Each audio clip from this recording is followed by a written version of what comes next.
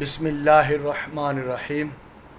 جناب سیدنا فاروق اعظم رضی اللہ تعالیٰ عنہ خطبہ دینے کے لیے ممبر پر جلوہ گر ہوئے، اور اس سے پہلے مال غنیمت میں سے کچھ مال آیا تو جناب سیدنا فاروق اعظم رضی اللہ تعالیٰ عنہ نے ایک ایک چادر ہر فرد کو دی، مگر جناب سیدنا فاروق اعظم رضی اللہ تعالیٰ عنہ جب خطبہ دینے کے لیے ممبر پر جلوہ گر ہوئے تو آپ 2 چادریں لے کر آئے تھے۔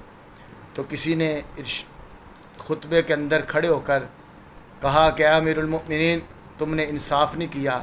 تو جناب سیدنا فاروق اعظم رضی اللہ تعالیٰ عنہ کی آنکھوں میں آنسو آ گئے۔ تو فرمایا میرا بیٹا عبداللہ بن عمر کہاں ہے؟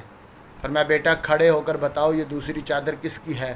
تو جناب سیدنا فاروق اعظم رضی اللہ تعالیٰ عنہ کے بیٹے نے کہا کہ یہ دوسری چادر میری ہے، کیونکہ میرے بابا کے پاس کپڑے دھلے نہیں تھے۔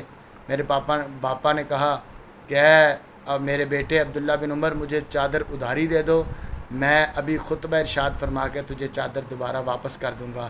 تو جب جناب سیدنا فاروق اعظم نے ایسا عدل کیا کہ آج تک دنیا جناب فاروق اعظم کو یاد کرتی ہے، تو بھائیو اللہ تعالیٰ سے دعا کیا کرو اللہ تعالیٰ ہمیں ایسا حکمران عطا فرمائے۔